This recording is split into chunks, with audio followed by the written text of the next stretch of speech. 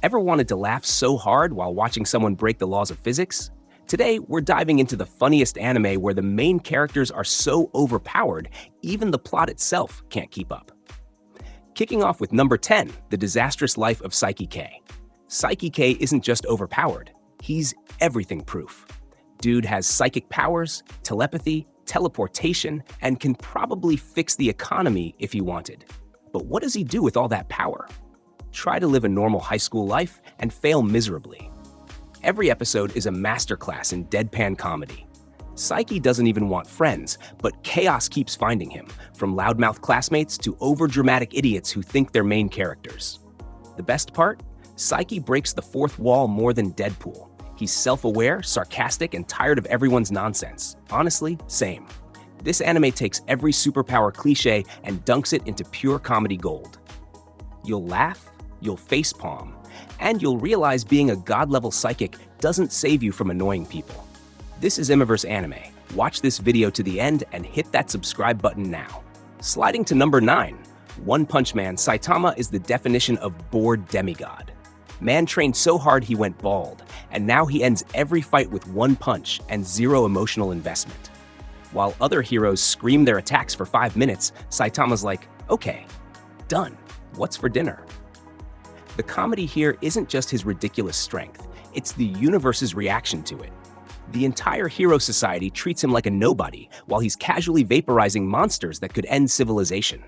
The contrast between his plain, dead-eyed expression and the dramatic chaos around him is comedy perfection. And Geno's? Bro's the ultimate hype man. He worships Saitama like he's some gym god, while Saitama's thinking about grocery sales. It's the most relatable superhero story ever, being so good at your job that it's just boring. Landing on number 8, Mob Psycho 100. From the same creator as One Punch Man, Mob Psycho 100 gives us Mob, a shy middle schooler with psychic powers so insane he could delete your existence by accident. But instead of flexing, he just wants friends. Sweet, right? Except his mentor, Reigen, is a scam artist who makes Mob exercise spirits while he pockets the cash. The comedy here is gold. The over-the-top animation, Reigen's fake confidence, and Mob's unbothered innocence all mix into a weirdly wholesome mess. And when Mob hits 100% emotion, you better hold on to your snacks because things explode. Literally. What makes this show stand out is how it balances genuine emotional growth with ridiculous humor. You'll laugh at Reigen's nonsense, then suddenly feel emotional because Mob's just trying to be normal. Peak balance of power and punchlines. Looking at number 7, Konosuba, God's Blessing on This Wonderful World. If Reincarnation Anime had a dumb but hilarious award, Konosuba would take it every year. Kazuma dies in the most embarrassing way possible and gets sent to another world, with a useless goddess, a masochist knight, and an explosion-obsessed mage. And somehow, he's still the smartest person in the group. Kazuma's power isn't magic, it's sarcasm. Every scene feels like a roast battle disguised as an adventure. Aqua crying about her own stupidity? Classic. Megumin shouting, explosion, and then fainting? Iconic. Konosuba proves that you don't need to save the world to make people laugh. You just need a party of lovable idiots. It's chaos, it's dumb, it's brilliant, and it might be the funniest isekai ever made. Dropping to number 6, Cautious Hero. The hero is overpowered, but overly cautious. Seiya is the type of guy who brings 20 healing potions to fight a slime. Overpowered? Absolutely. Paranoid? Even more so. This man trains before training, double-checks every stat, and still questions if he's ready. His goddess partner, Restarte, is constantly losing her mind over his ridiculous prep.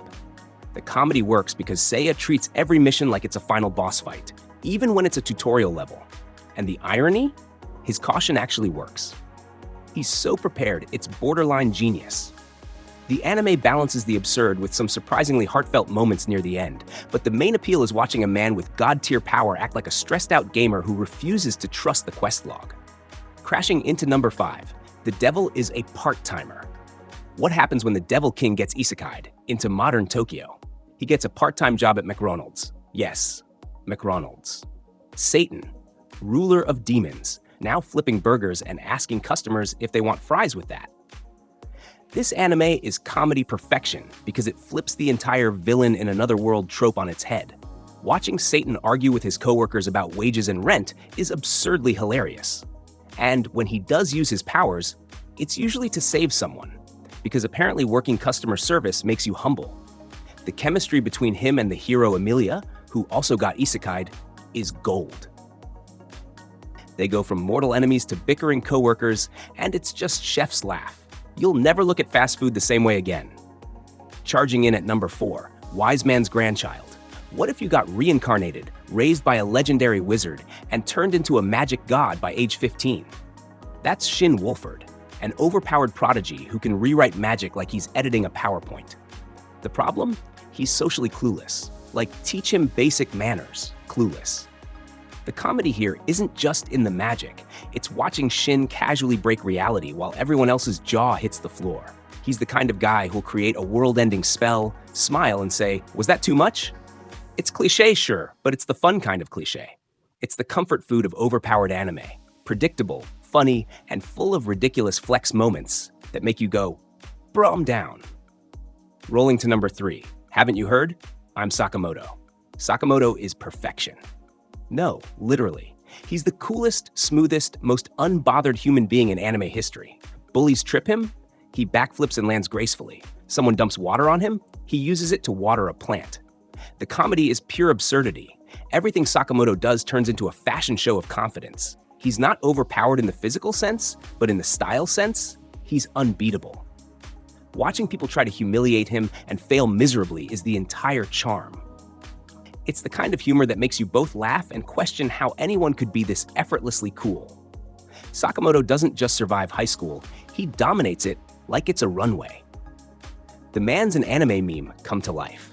Gliding to number 2, That Time I Got Reincarnated as a Slime. Rimuru Tempest starts off as a slime, literally the weakest creature in fantasy lore, and ends up a god-tier being who can solo universes. The glow-up is insane. What's funny is how chill Rimuru is about it. He casually absorbs dragons, builds a kingdom, and negotiates with nations like it's just another Tuesday.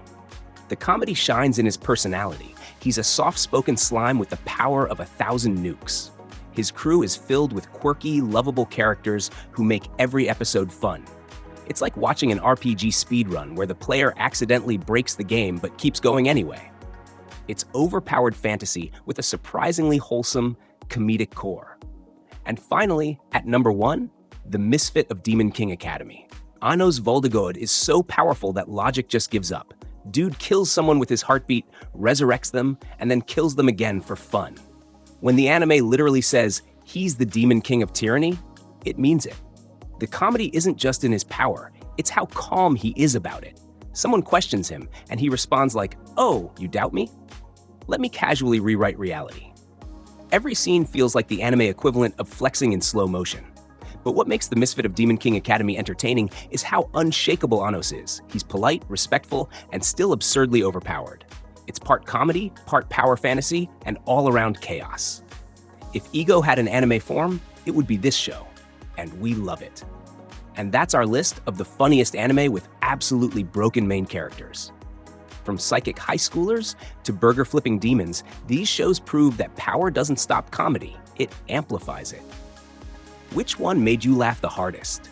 Drop your favorite in the comments, smash that like button, and subscribe for more anime chaos every week.